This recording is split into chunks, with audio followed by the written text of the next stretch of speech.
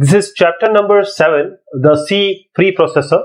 So what is preprocessor? As the name suggests, before there is something to be done. And what is being done? All the indications or statements with hash. We'll talk about that in detail because this chapter is all about these hashes only. So these are the preprocessor commands or directives. We'll call them as not commands, but we'll call them as directives. These directives we'll use, and C program or C language provides us with various directives that we may use, and this will give us a great convenience. And this is all about convenience. What I'm saying is that if you are writing a C program without directives, you can write it. There is no way that these processors are inevitable. You can write it. But the convenience they provide is what we are going to talk about. What are features of C preprocessor? There are certain steps which are being involved whenever you run or you write a program and run it for the result. Let me show you with a diagram. First, you may take a piece of paper. You can write the program. You can write the algorithm before that. Then you write the program. Now you go to the text editor. See Turbo C, Turbo C++, VC++, or say Code Blocks. Now you write your program, and that program can be saved like your program name is pr1.c. This is your program, right? Now, after this, there is a preprocessor which is there, which works on this C course or C source code. I'll talk about this preprocessor, what all directives you have in this program. The preprocessor act on this pr1.c. It will expand the source, because preprocessor is simply the taking off or taking out the content of the preprocessor and putting it inside the program. So actually a program increases, the size increases. That is why we call it as expanded source code. Then now the compiler works on it, and then this pr1.ie, this is the expanded source code, and you can now compile it. It will become pr1.obj, and now the linker will work upon, and finally you get the executable. This is your program pr1.exe. So the editor, where the processor, when your program is there, the processor is editor, you write the program. Then now you have the C program as well as the preprocessors. After that, the preprocessor work on the C source code file, which includes the preprocessors. Now these preprocessors are expanded, and now these preprocessors are sorted out and they are kept inside your program. Now compiler works on this sorted out commands or this expanded version, and then it gives you the relocatable object code. And after this, you work on linker, or linker works on your program, and now you get the executable code in machine language. So this is the preprocessor, but how you are going to know what are preprocessors? Preprocessor are everything which starts with hash in your C program. So there are various directives which are given or which are provided by C. This hash, you'll see macro expansion, you will see the file inclusion, conditional compilation, and there are other directives also like the pragma and undef. These are miscellaneous directives. Macro expansion, just look at this program. We have a macro called hash, this is defined, and this is upper. And upper is given the value 25. So wherever we have this kind of macro expansion, in this program it is only one place where upper is used.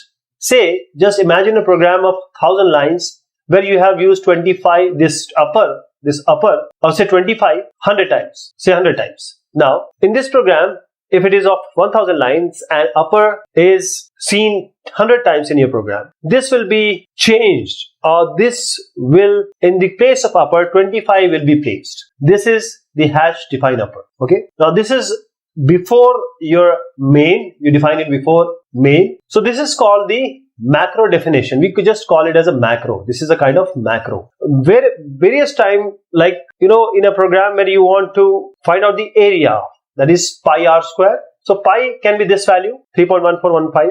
In this program, you may be writing or you may be using pi number of times. Number of times you may be using pi, and this is actually 3.1415. So wherever as I said, macro expander, or you can say that this pi is converted to 3.1415 wherever the program, in this program you find pi. Then you create that p, if this program is pr1.c, then you get pr1.i, with all pi changed to 3.1415. So this 25 and 3.1415, these are the values. Hash define is the directive, and you don't place any blank between hash and define. Okay, there is no place here. I'll show you one more thing. One more thing is that, first of all, the capital letters are trivially, this is traditional. This is not a mandatory thing, but traditionally these upper and pi, these are all written in capitals, that means uppercase. And there should be no blanks or tabs between hash and define. This is what I wanted to tell. And why do we want this kind of hash define? Why do we require it? Just take an example that you want to put phrase like this. It's a difficult phrase. If you type, you may end up with some or the other typographical mistake. So this is standing for clear screen. So why not just to define hash define and this string with clear screen? So now we'll not use this in our program. We'll use clear screen.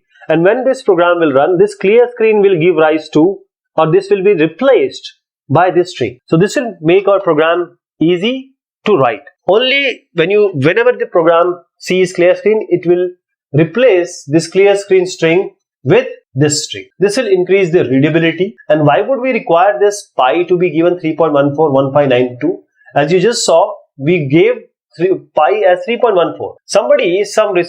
Some person comes up with new value, say 3.143. Somebody comes with 3.14392. I'm just taking an example. Now, if you have used this pi, say 100 times in your program, so you have to go everywhere and you have to change this. But if you have just defined it at the beginning of main, you just have to change it once, only once.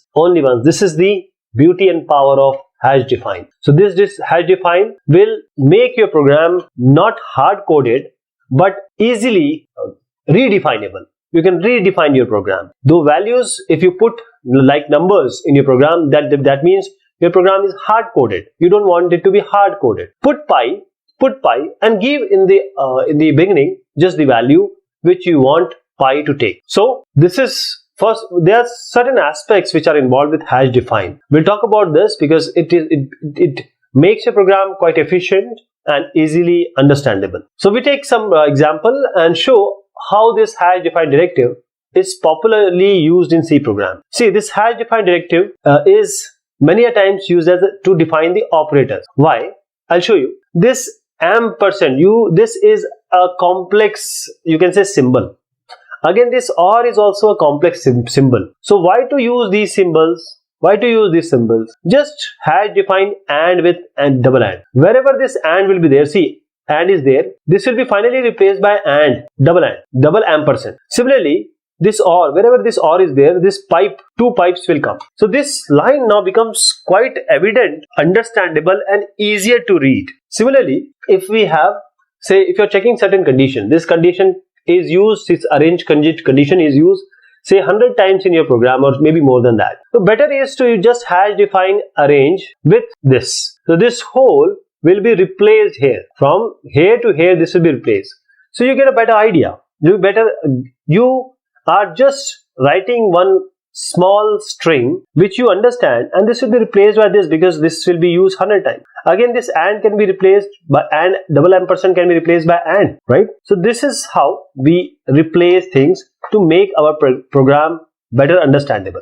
One more thing, you can write or you can use this printf also in your hash define. Say, I'm using this printf number of times in our program. So we'll use hash define, this is found, and this is the printf. So wherever this found will come, it will be this printf. Okay. We can have macros with arguments also. What are these arguments? Macro simply work like functions, but there are differences. We'll talk about that. For example, we have defined hash define. This is area x. So actually this is area and this is function. This is argument x. This is argument x. Now after this is followed by this round bracket 3.14 into x into x. So in this program, wherever this area x will come, see area x will come.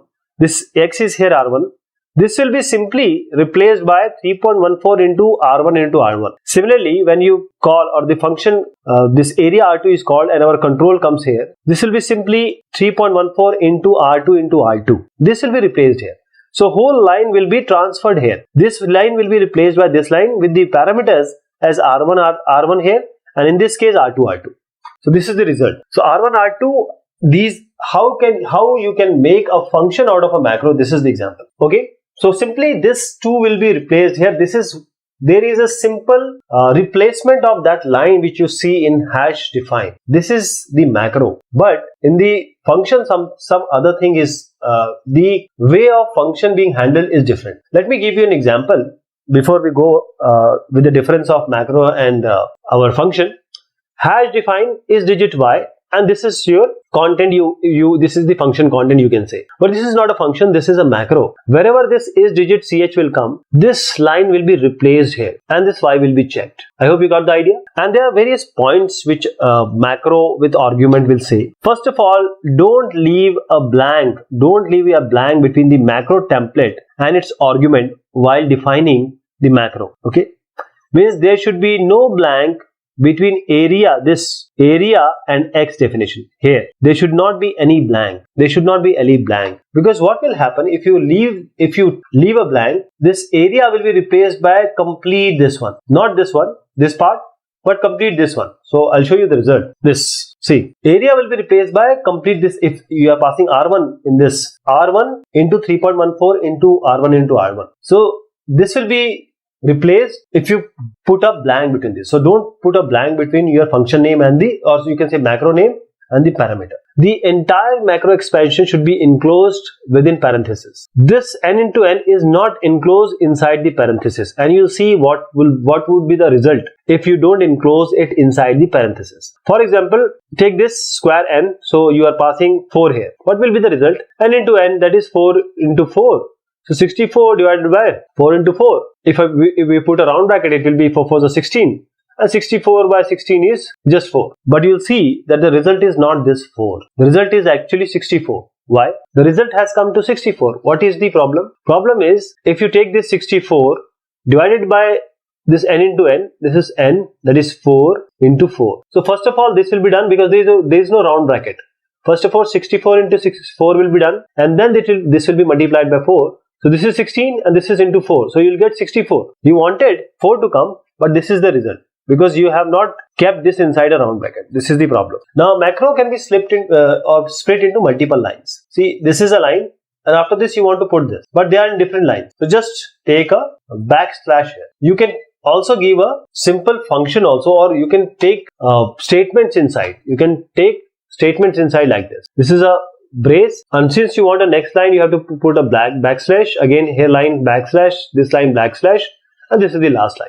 So when you actually run this program, this H line and vertical line in the screen, you will see at the center the vertical and horizontal line in the center of the screen. So if for any reason you are unable to debug a macro, then you want to see the expanded code. What this pr1.c, when it results to pr1.i, you want to see this file. For that, you just have to go onto the command prompt and say cpp pr1.c. It will give you the expanded version. This file, you can see that how your macro is expanded, and you can take the decision after that. Macros versus function. Macros and function, the key idea is same, but the functionality or the way they are taken care in C are different, or the compiler.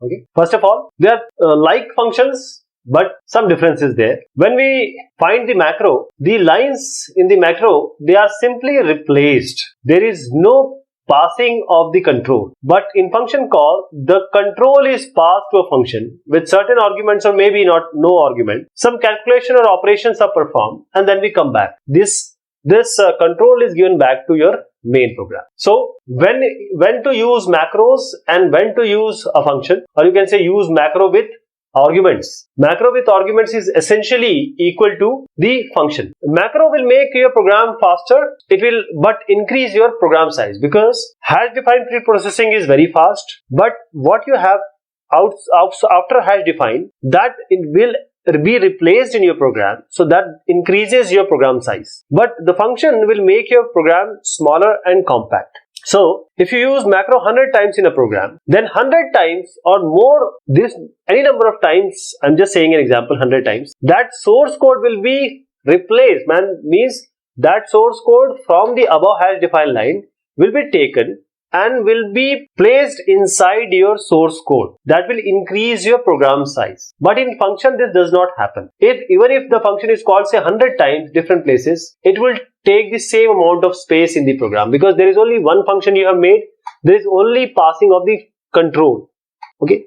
But when you talk about function, as we have learned about that, we transfer the control, and transferring the control and getting back, because we use tag there, we use various background activities. So this will make your program slow, and this gets avoided with macros, because this just expand and it will add to your source code before compilation. Okay. So what is the story moral? If the macro is simple and sweet, it makes our program, or you can see we have a shorthand here, and this avoids the overheads which are actually associated with function calls. As I suggested, we use tag there. But if we have a fairly say large macro, then and you want to use this very often, large macro is not advisable, so we need to replace it with the function. It's better to write function here. File inclusion. The second preprocessor directive here is file inclusion. File inclusion you might have seen up till now in your program. Hash include file name. This you might have seen. So it is taking the file content, all file content, and actually it is replacing or putting that particular code from this file name inside your program. So if we have a very large program, the code is best divided into several different files. You cannot keep everything in one file. So it is good programming practice to keep different section of large program always separate. Separate means you want good cohesion and less coupling. So these files are hash included in your program, and there are certain functions and some macro definitions that we would use or almost need in our program. These commonly functions and macro which are commonly used, this can be stored in a file, and now you include that file. Why to call it again and again? Call it into the file. So this will add all the statement in this file to our program. We don't need to type them again and again. So there is always a header file, and this header file is having the prototype for functions and macros prototype. Along with that, you have a library file where the content is there, where the definition is there. For example, in this math.h, you will find the prototypes of all the math function. In Conio.h, you will find the prototypes of all the input-output functions. So there exist two ways to include statement, hash include statement. First is by double quotes. This is file name with double quotes, and one is with the angle brackets. So these are the two ways in which or by which you can include these files inside your program. So what do they infer? What do they say? First is, if you include something with hash include, this command will look for the file, this one, goto.c here, in the current directory where you are. Also, along with all the specified list of directories you have mentioned in your include search path. If you have angle bracket, this command will look for the file goto.c here only in the specified list of directories. And this specified list of directories, if you are talking about Turbo C, C+ compiler, this you will specifically give in by selecting the directories and options, and all these files you give in that text box separated by the semicolon. So it will search in all the selected directory path, as well as if you use double quotes, it will search in the directories also, in the specified also, and where you are in that directory, and inside that directory also it will find, right? Conditional compilation. What if you want to skip some part? You have put some part and you want to skip that part. For that you might have learned about if-else construct. So this can be used like if def and if. This is the general form. Say you are trying to see the macro. If this is defined, then you will execute these three lines, otherwise not. This is the scenario. So if this macro name is defined, you have defined it somewhere, this block of code will work, otherwise it will not be worked. So where this if diff is useful, you want to comment out certain lines. For that you can use, because you have not defined that macro, and when you have not defined that, if defined for that macro will not execute. So you don't want to delete it, those lines, but you want to comment out. So rather than putting all the nested ones, have this nested comments, using this nested comment, this is the best idea. This is a solution which I wanted to convey. First is, if defined OK, 1, 2, 3, 4 line will be executed, otherwise you will end up here. Just imagine a scenario where OK is not even being defined here. there is no OK. So when there is no OK, we have not defined this macro, these lines will not never execute, and in some other point, after some days or week, you decide to run these lines, you just define this OK, or you just take off these lines or remove these lines, so these line will be run. So this is how if defined and end defined will work. There is one more sophisticated use of if def that will make your program portable, because your program is maybe going to be executed on Mac, Linux, various operating systems, or say some specific machine. So you can just put if defined Intel, you write this code for Intel PC, otherwise you write this code for PC. So this will make, if you have defined this Intel, this macro, it will run this, otherwise it will run Motorola PC.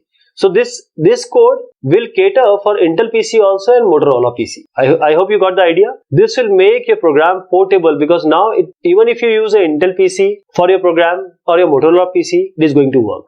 I hope you got the idea. There is one more thing which is called if not defined. This is simply the opposite of if defined. If and defined means if not defined. So if not defined this Intel, this code will be these line of code or whatever you have written here will be executed. Otherwise this will be executed.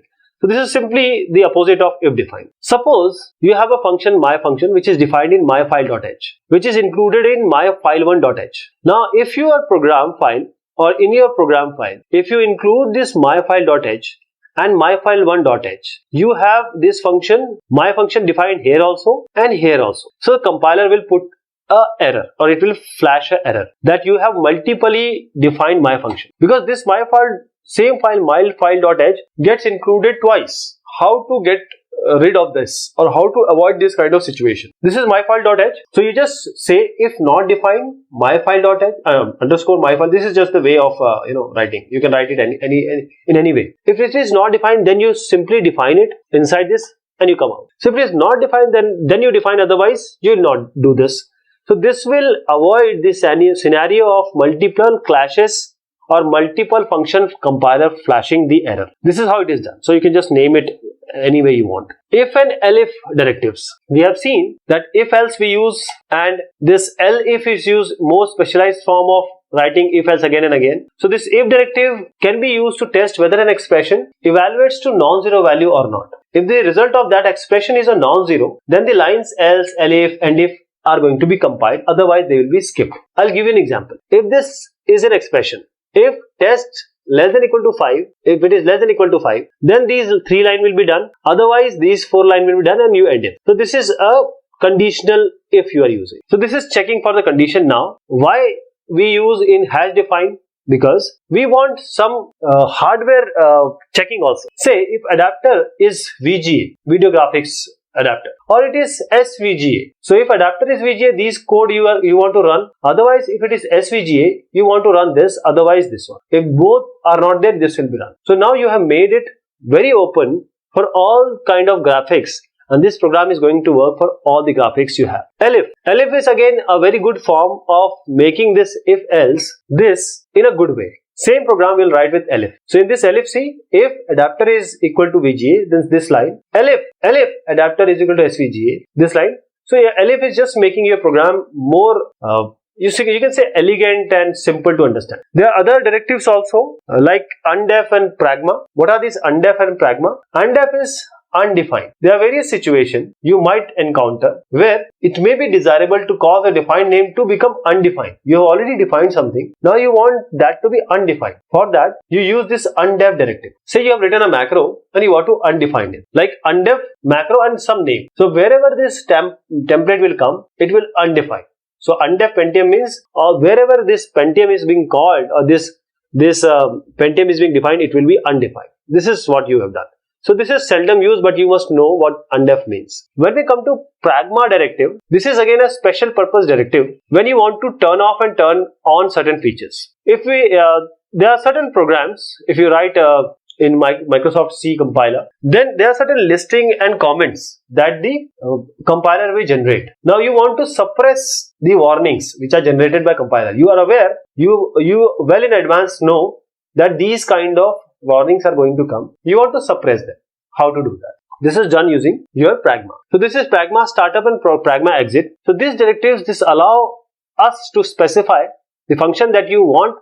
Whenever the program starts up, something has to be done. Whenever you come out of the program, something has to be done. So I'll show you an example. This is a function 1, this is function 2. Now you say pragma start up function 1 and pragma exit function 2. So what this will do, when you go inside this main, first of all, you have just started up a program. So when you have started up the program, this function 1 has to be executed.